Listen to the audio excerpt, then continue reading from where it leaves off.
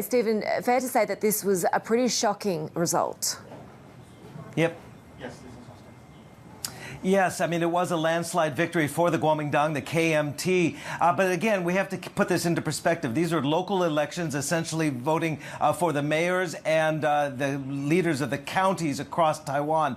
And it was very, important for the KMT to regain some ground after, of course, they lost the last presidential election as Tsai Ing-wen won that second term back in 2019. So this is essentially what happened this weekend, a precursor to the next presidential election where Tsai Ing-wen will have to step down because of term limits. That will be held in the early part of 2024. So there's a little more than a year now for the KMT to build on the strength of this election results. They're taking 4 out of the 6 top city mayorships.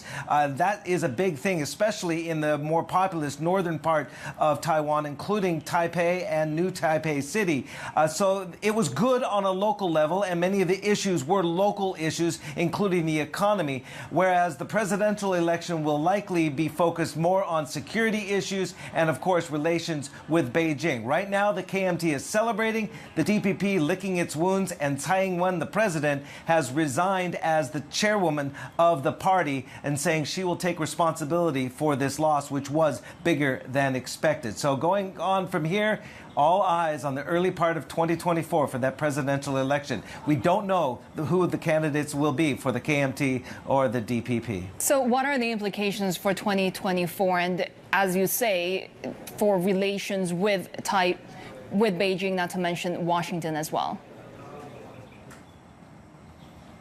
Yeah, I think this election was more about those local issues and less about the Taiwanese people's desires for maintaining the status quo across the strait. I don't think that is necessarily the election results were a referendum on wanting to change the relationship with Beijing. It was just more about the misery index and inflation and joblessness right now in Taiwan. And export orders, as we saw, are declining. So there are some local acute issues here. Going forward, obviously, there's going to be more emphasis on cross-strait. Now, I did see the front page of the Taipei Times this morning essentially saying this vote, these results with the KMT's landslide victory, not likely to affect the 2024 result. That, according to the front page of the Taipei Times. But right next to it, keep in mind, is also the story about the protests spreading across China. That is something the people here in Taipei, from what I've witnessed, they are watching very, very closely. Keep in mind, back in 2019, when there were protests on the streets of Hong Kong,